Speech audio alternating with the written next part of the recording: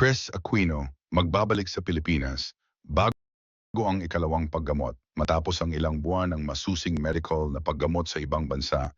Ipinahayag ni Chris Aquino na siya ay uuwi sa Pilipinas bago sumailalim sa ikalawang yugto ng kanyang treatment para sa autoimmune diseases.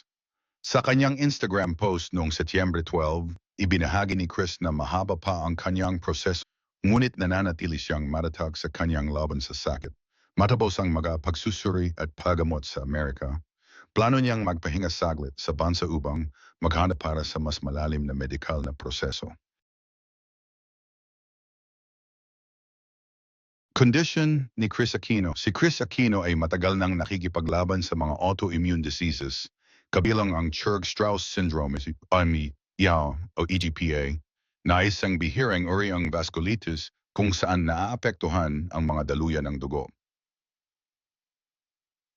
Dahil sa kondisyon na ito, kinailangan ni Chris na magpagamot sa ibang bansa upang masuri ng mga eksperto at sumailalim sa mga medical na proseso na hindi pangkaraniwang makuha sa Pilipinas.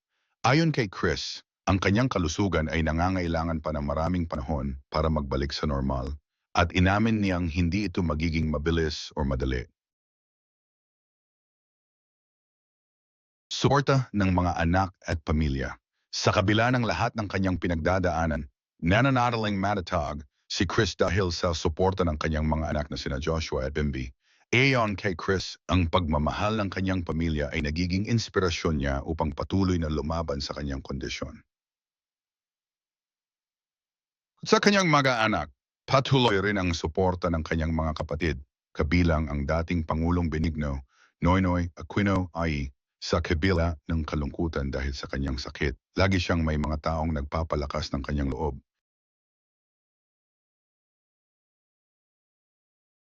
Para nakatutuloy ng paggamot habang inihahanda ang kanyang katawan sa panibagong. Yugto ang paggamot, kinumpirma ni Chris na kailangang magpatuloy siya sa mga masusing pagsusuri.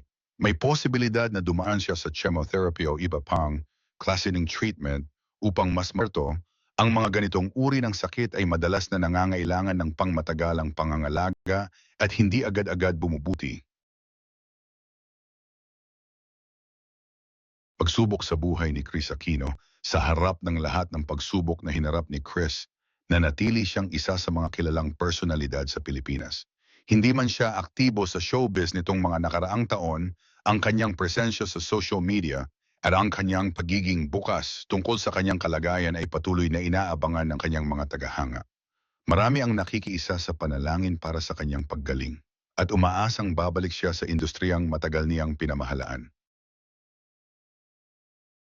Pagbabalik ni Chris Aquino, ang anunsyo ng kanyang pagbabalik sa Pilipinas ay agad nagpa-excite sa kanyang mga tagahanga.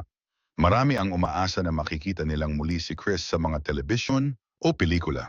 Kahit pabahagi lamang ang kanyang bakasyon ay para magpahinga. Iba't ibang mga spekulasyon ang lumabas kung makakaroon ba sayang bagong proyekto o show, ngunit sa ngayon nakafocus si Chris sa kanyang kalusugan. Ayon sa mga ulad, ang pagbabalaw ni Chris ay pansamantala lamang dahil pagkatapos ng kanyang maikling pananatili sa bansa, babalik siya sa ibang bansa para ipagpatuloy ang ikalawang bahagi ng kanyang medical treatment. Hindi pa detalyado ang kanyang plano sa pagbabalik sa trabaho, ngunit binigyang din ni Chris na mas mahalaga ngayon ang kanyang kalusugan. Reaksyon ng publiko. Ang balita ng kanyang pagbabalik ay sinalubong ng mga positibong mula sa publiko.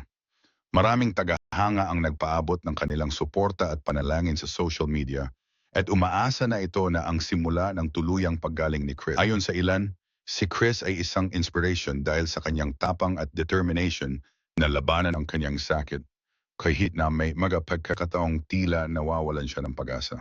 Hindi man sigurado kung ano ang magiging susunod na hakbang ni Chris sa kanyang career, ang kanyang pagbabalik sa Pilipinas ay nagbibigay ng pag-asa na makikita siyang muli sa mga palabas at magpapatuloy ang kanyang connection sa kanyang mga tagahanga. Ngunit higit sa lahat, ang pinakamahalaga ay ang kanyang tuluyang paggaling at kaligtasan. Ang buhay ni Chris Aquino sa Pilipinas ay kilala sa kanyang pagiging prominenteng personalidad sa showbiz, telebisyon at politika. Bilang anak ng mga dating Pangulong Corazon Aquino at Ninoy Aquino, lumaki si Chris sa spotlight